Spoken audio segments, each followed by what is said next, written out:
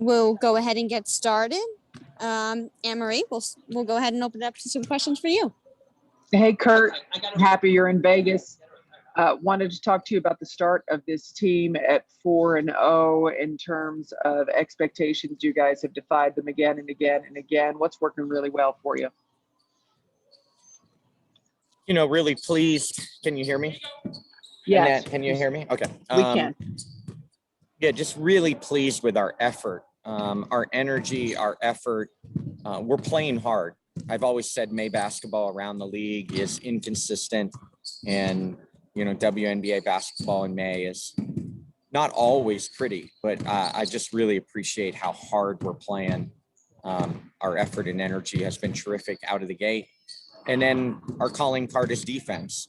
Anne-Marie, we have to hang our hat on defense. We have a lot of individual defenders, but despite not being together hardly at all in training camp, this group understands what we're trying to accomplish defensively, and we're off to a good start. Offense comes and goes, especially in May basketball in the W, but we believe defense travels. So we're pleased with our start defensively. Vegas obviously will be a whole nother challenge, poses a whole different set of challenges to our defense, but excited with our start, certainly.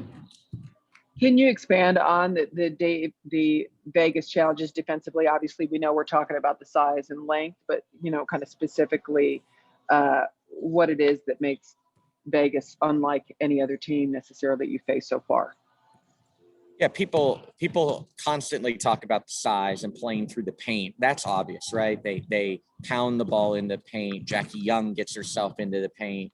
Now you have a facilitating point guard like Chelsea Gray. So they get the ball and play very high percentage basketball because they're in the paint. What doesn't get talked about is the pace they play at. They've been one of the highest paced teams in recent years. They are immediately at putting pressure on you in transition. And makes it even harder to get them into the half court. Even last night, they played so little in system because they were able to get early actions in transition against LA that they didn't have to use much of their playbook. So it all starts in defensive transition. Their pace is so underrated and has been underrated for a couple years now.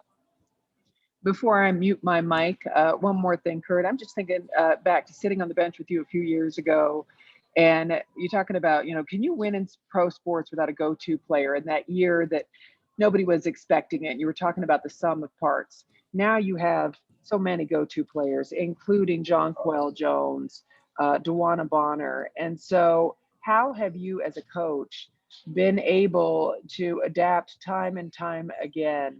What do you think the key to your success is in creating the right chemistry with the pieces that you have? Yeah, I think it's a championship culture that you're trying to create. You know, I brought the collegial kind of feel that championships are won in the locker room before they're won on the court. And while it feels a little collegial, I really believe in that. The teams that have chemistry and cohesiveness and a synergy about them have a chance to have that on the court. You know, we went from a very young team to a championship pedigree team. But I think the thing that's special through the years is that I'm a big unintended consequence guy. And we lost Chiney Ogwumike for a year. What did that do? It opened up the door to play Alyssa Thomas at the 4. We've never looked back. Now she's considered one of the, you know, elite facilitating 4s in the league. Then you have JJ opt out. What does that do? Unintended consequence. It puts Brianna Jones into the starting lineup. Brianna Jones plays her into one of the, you know, really reliable centers in this league. And now the unintended consequence is Alyssa Thomas is hurt. And now you get to play Jonquel Jones at the 4. And you get to play her along with a true 5. And, you know, it's expanding her and it's challenging her to defend different type of players. It's challenging her to be a more go-to player. So I'm a big unintended consequence guy, believing in that it opens the door for other people. We didn't have Bree January for only one practice in in training camp. We had Jasmine Thomas for 0 practices in training camp. What does that do? It allows Natisha Heidemann to run your team the entire training camp. What does that do out of the gate? You have a really confident Natisha Heidemann. Unintended consequence, building confidence with these guys when they have their opportunity, staying ready, and then taking advantage of it. And, you know, through our tenure, while it would be easy to say, what if we had JJ in the bubble last year? What if we had AT this year? Easy to say that, but I'm so excited about the unintended consequences and what it's done to other people's career. And we can't be woe is me on who we don't have. It's who we have, and we're going to try to grind and be gritty. And if we're underappreciated, well, that's fine. I've been underappreciated. Our players have been underappreciated, and we'll take that mantra, and we love that. You know, like, we kind of thrive on that mantra. Always delightful to talk to you. Looking forward to seeing you from a distance tomorrow. Thanks. Carolyn, last but not least. Hey, Curtis, I feel like I've spent the summer with you distant last year in the bubble because it seemed like we had a lot of your games. And I remember from the beginning, it just seemed like one thing after the other kept happening, but you maintain a positive attitude of it's going to get better. It's not going to happen overnight. And then it started to click and come together. So when you refer back to what you had to go through last summer compared to what you're experiencing right now, how does that feel? Yeah, it's a remarkable different May, right? Like, our start last year, you know, I don't think we got our second win forever. I didn't know if we were going to get our second win. And while I believed in a lot of this, you know, the sum of the parts, you know, I didn't know when it was all going to come together. But by the end last year, we were really hot going into the playoffs. And then this year, you know, like, you finally get to see, you know, the big three together. You're going to see DBAT and JJ, and then the Achilles injury. And that phone call, getting that from the Czech Republic, was crushing. When my boss told me, are you sitting down? And I said, are you serious? And she's like, yes, you need to be sitting down. You know, we all felt sorry for ourselves for a few days, and then we got back to work and got back to this unintended consequence. But you can tell, you know, Dewana's been with us a little bit longer now. You can tell that Bree January's been with us, you know, and now she's hurt. And, you know, it's just, it is what it is. And we're going to believe, you know, absolutely in our scouting. We're going to believe in our culture. We're going to believe in our pillars. And some nights it's not going to be good enough, but right now we're building a cohesive group right now.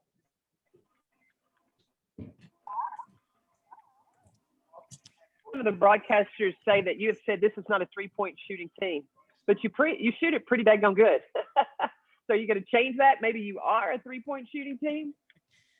Well, you know, we called ourselves the mini Vegas last year, right? Where both of us have to play through the paint. I think we scored more baskets or more percentage of points last year, 5 feet, you know, in than any team in the league. So both teams are wired. Yeah, we got to play through the paint, and that's when our threes become a little bit easier, right? Like, if we're getting guard penetration to the paint, the kickouts, the penetration and kicking game gets going. We get post touches, then reading doubles. You know, we have to play through the paint. That opens up our three game. We can't start with the three and then go to the paint. It's got to all start in the paint. Then it opens up, and then we've got to take advantage of those open threes. What's your keys for tomorrow? Transition defense. You know, we could get run out of the gym in a hurry if there's not a real intent, you know, to be back in transition defense and protect the rim, build the wall, and get into their half court sets. Make them execute. That's huge. That's where it all starts. We have to battle on the boards. We're not going to out rebound a Vegas team by 24 like we did last night. You know, like you know, we have to compete on the boards. They have the ability to really live at the foul line. And so we've got to be physical. We got to bring a physicality without fouling. And then lastly, like, you can't be bullied when you play Vegas, right? And bullies don't like to be bullied back. So, you know, our mantra is that we're going to be physical from the beginning. And, without an Alyssa Thomas injury in game 2, we might have swept them in the semis last year, but we didn't. But one of the things that series taught us is that you can be physical back with Vegas, and we need to be again smartly and without getting in foul trouble. Great, Kurt. Thank you. Look forward to seeing you tomorrow. All right. Thanks, guys. How are you? Good, and you? I'm good. We ready to get started? Yeah, I'm very excited for this game. Oh, yes, and media. Um, He's excited. All right. Are we ready to can we start the interview? Yes.